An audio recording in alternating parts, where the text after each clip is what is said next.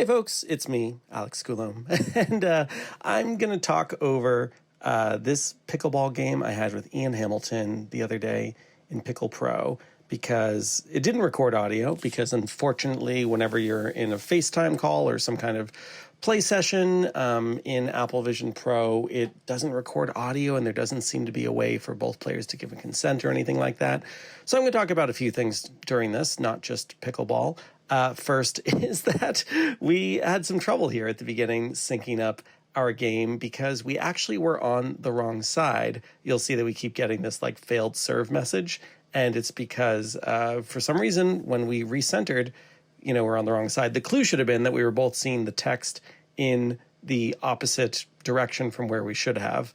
But that all being said, I want to talk first of all about how Pickle Pro feels pretty magical. We've got my view here on the bottom left, Ian's view on the top right, and top right, or the main screen here.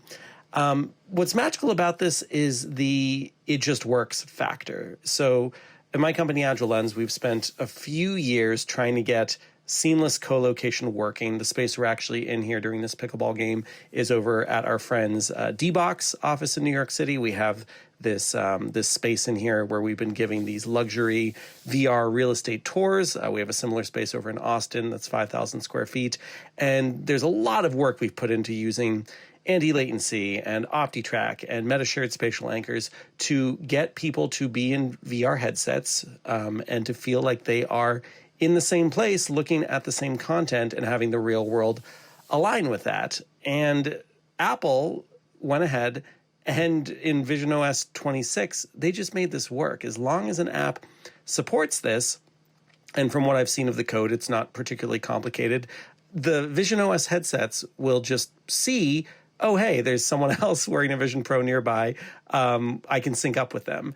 And I again, like there's so much we do behind the scenes to get this to work well with shared spatial anchors and OptiTrack and anti-latency and all these other systems we've used. And Apple is just making it so easy, where we just had such an easy time getting this game going and playing. And I'm in the M2, Ian's in the M5, the newest Vision Pro, and it felt great to both of us. What's kind of interesting is if you watch Ian's experience closely during this game, so he's the one, of course, with the blue paddle. I've got the red one.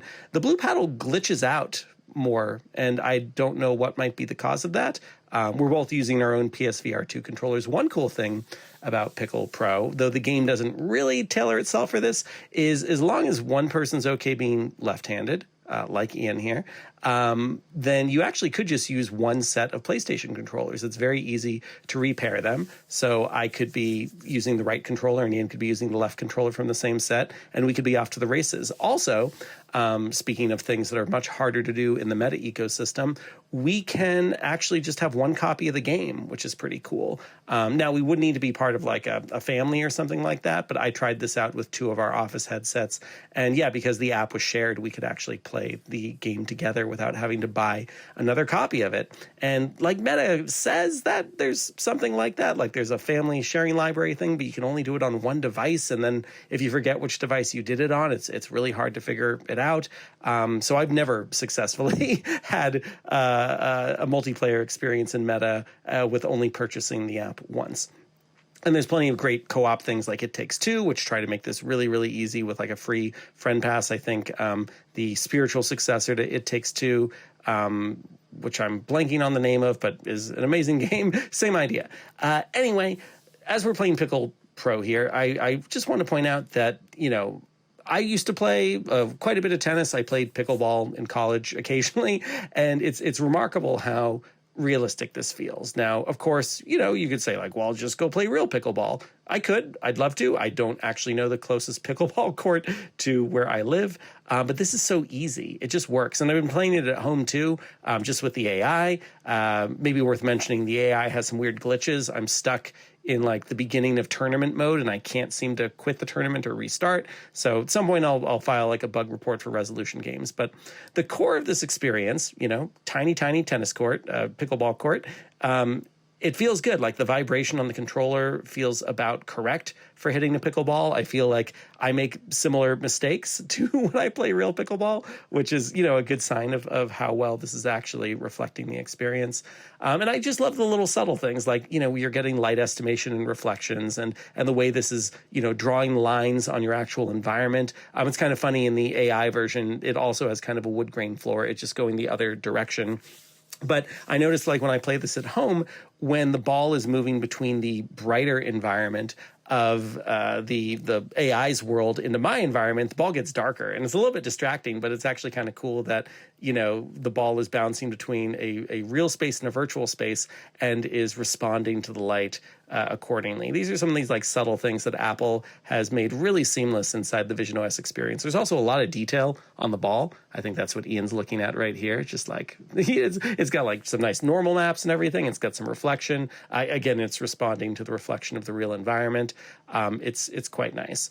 So, that's kind of all I wanted to say about Pickle Pro, but this video and this game is only about half over. Who do you think is going to win? So I'll also just take this opportunity to say, boy, what an interesting Nexus moment we're at right now with XR, because I've been messing with the Samsung Galaxy XR. I just got a Vision OS developer strap. The version 81 meta integration for Unreal Engine just came out today. There's a ton of stuff going on. And does it feel a little overwhelming? Yes, but this is also exactly what I want to see in this ecosystem. I want to see competition. I want to see the developers and the hardware manufacturers and the everyone who I want all of these folks competing for the attention of devs and consumers and trying to show us who has the best platform. And I could give you a rundown about how I feel about Apple and Meta and Galaxy XR. This maybe isn't the video for that, but there's pros and cons to each of them right now. I already mentioned that a downside to the Vision OS side over here is that we can't record our audio. In Galaxy XR, I can't record the audio of Gemini. I asked Gemini if there's a way I could do that, and it recommended that I hold my phone up to my headset so I could record the audio directly out of the speaker. Meta has some trickier things going on in this world of like shared experiences and all that, and mixed reality and just syncing everything up. Delays and lag are always a bit of a problem.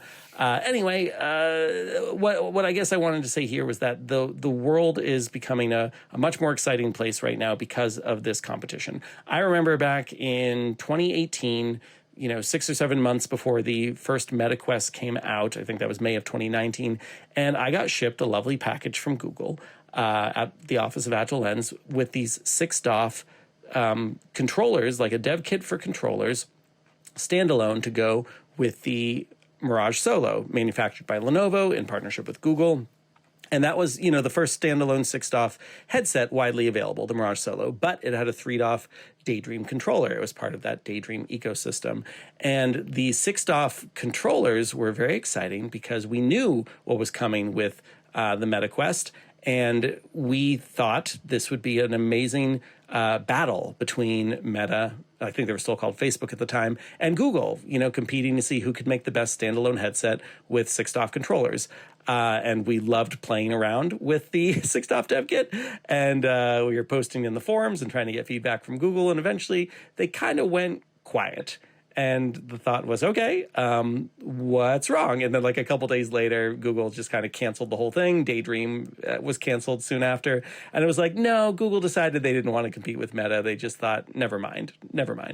Oh, by the way, I just want to mention that the new head strap here too makes my M2 Vision Pro feel like a totally new headset. It feels so comfortable. I mean, I'm already the kind of person who's been able to get work done in the Vision OS ecosystem for many, many hours and not get a neck ache or a headache or anything like that. Galaxy XR so far is giving me a bit of a headache. I think it has to do with the way the head strap works, which is a shame. And just the subpar or less powerful chip means that I'm struggling with frame rate a little bit more over there. But yeah, that new head strap is so good. The little tungsten weights really, really help with balancing and improving the comfort of the Vision Pro headset. But I was just going to say, it was really sad when Meta just got to run away with the competition for being like the only real game in town, because they weren't really competing with Vive in a big way, and like Vive just doesn't have the resources to put in all the R&D bucks into something like this that like Google could, especially Google in partnership with Samsung. And now, of course, we get Apple. Just like we have these big players, Google, Meta, Apple, Samsung, various partnerships working together to try to get our attention with these face computers. And it's good. It's good. This feels like an exciting time because now when we start a new project, most of our projects are enterprise and B2B, we really have some good options in front of us for which headset, which OS, which SDKs, what we want to use. Now, we are mostly still in Unreal Engine, which was starting to feel like a bit of a sunk cost sort of thing because there just frankly has not been as much improvement on Epic Games' side for what's possible in Unreal Engine compared to Unity and like the native tools that something like Apple gives you. So we were ready to be like, okay, let's start learning, all the Reality Kit, Reality Composer, Swift, etc. stuff in Apple. Let's maybe go back to looking at Unity. But as this match is ending, the last thing I'll say is that we're feeling really good about being able to use Unreal Engine again because of the fact that thanks to our friends at Alchemy Labs, we've got Galaxy XR working now, and our friends at Polyarc are getting everything to work with Apple Vision Pro and Unreal Engine in a way that's never been possible before. So here I am late at night on October 30th, technically the 31st. Happy Halloween, because it's that late at night, and I'm excited for the future. See you there.